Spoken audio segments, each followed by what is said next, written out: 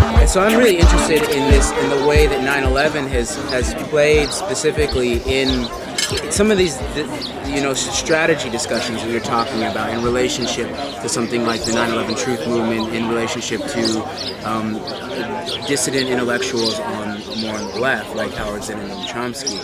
Because I think you may be right in terms of that.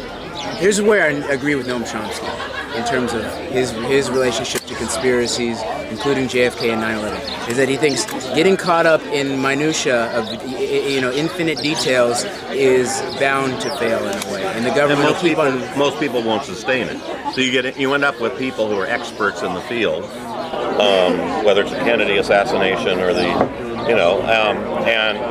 and the world goes on. I mean, you can have experts in the field of the Holocaust and experts in the field of a variety of other major issues, but the world goes on, and at some point it becomes history. It's always history, and to what level it's meaningful history in terms of contemporary politics and issues that we can mobilize people around. That becomes the strategy, the tactics. And to me, Noam Chomsky has done too much major work historically to really put us in the direction. He's the most cited intellectual in the world. To say, well, you're bad because you won't, you should be ashamed of yourself, or because you not want to address 9/11. I just can't go there with someone of his stature. Well, I'm most interested in the mechanisms of and sort of describing the terrain, the intellectual terrain on which this dialogue or argument sort of plays out. Because I do find it very interesting the way. Because I've emailed Noam Chomsky and I've had this little. He responds over and over, and until sort of our communication broke down and it felt like it was acidic in a certain way. Neither one of us wanted it that way, but it became that way. And so what I'm interested in is that it appears to me that there is a default sort of reality that is allowed. People can say that 9/11 was done by Al-Qaeda, and that's sort of default reality, and that's where Noam Chomsky rests without saying it in a way. And just like Zinn's book, you can't stand still on a moving train, and yet there's this sort of a default reality. And if you're talking about 9/11, that we now know is completely sponsored, at the very least, in terms of afterwards, by propaganda regimes, institutions, that are working on behalf of the military-industrial complex and all of that. So it's not a neutral terrain, and so I'm interested in how do we move the dialogue forward in terms of people like maybe a Zinn and Chomsky, where we're not sort of trying to get stuck on minutia, but that people are not allowed to rest on the facts of the fascists as a neutral ground in terms of an event like 9/11. What do you think? Philosophically, you can have whatever strategy you want. It's going to boil down to when 10% of the population, 30 million people, really engage around an issue, really are upset about it, really decide that they're going to do a general strike or not cooperate with the government, or in some way really resist. Whatever the issue, then the other issues will all come to play, but you're challenging power. And power concentrated in 1% of the American people, well, 0.5%, that control the major corporations, that dominate the government, that can, that have the wealth. They have 90% of the wealth in the country, more than the rest of us combined. When you challenge that group, they're the ones that are protecting themselves with a military and an established police force and that kind of stuff. It's when you have massive numbers of people saying no to that. It doesn't matter what the issue is. The issue becomes a challenge to power. And whether it's 9/11 or it's the next war, when millions of people are saying no, that we're not going to cooperate, that's when elites will make concessions. And they can even collapse. I mean, if capitalism per se collapses, it just doesn't work anymore because they can't continue to concentrate wealth indefinitely. It ultimately is going to collapse. Whether that's going to happen this year or 2 decades from now, it's difficult to say, and there'll be adjustments and compromises and stuff like that.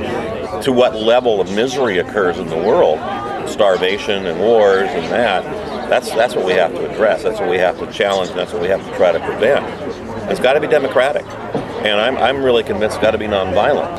And I guess what everybody can agree upon is the idea, the kernel of democracy, which is that every individual should be a part of deciding their own individual destiny and the destiny of their community. It's called the radical of their democracy. world. Yeah. And the right-wing conservatives are going to agree with you. Exactly. You know, it's a freedom. You know, it's about freedom. Yes, it's about individual liberty. Exactly, and it seems like if you are internationally oriented or internationally capable criminal network, the two main things that you have to subvert in order to try to be successful is, one is the rule of law, meaning a republic or a constitution, where there are certain things that no one can do, even the president, even the wealthiest people. And then the other one is democracy, meaning the power of the people. That even any reasonable form of government is based upon the sovereignty of the individuals, absolutely, the people. And those are the two. It's all philosophical there. I think we learned that in civics class in 8th grade, but implementing it and then knowing what's going on is that information system of propaganda media versus us being able to tell our stories and sharing those stories from the bottom up and being able to use the internet and other means, whether it's YouTube or a community-based radio station, to share that news. In Venezuela, they call the audience. They don't call people they don't say audience. It's called users. So if you have a TV, you're a user because you can go to the TV station in your community and be on television. You can go tell your story. There's no stars. They don't want stars. See, what's interesting, when Katie interrupted Bill Maher on his show, he said, we're the panel. Here, yeah. You're the audience. Yeah, Audience comes from Latin, to listen, and passively sit back and exactly. Receive our democracy propaganda. is audience participation. I like that, the users. The users, the exactly. people who use the media. And it really is, it's our airwaves. I saw the same thing in Cuba. 90 community radio stations reporting news from the bottom up. It goes to Amana, some of it's shared all over. They're pulling news from all over the world, BBC and CNN and whatever, and even the president of the assembly, Alacon, said we probably spend too much time using CNN, that we need to be more independent.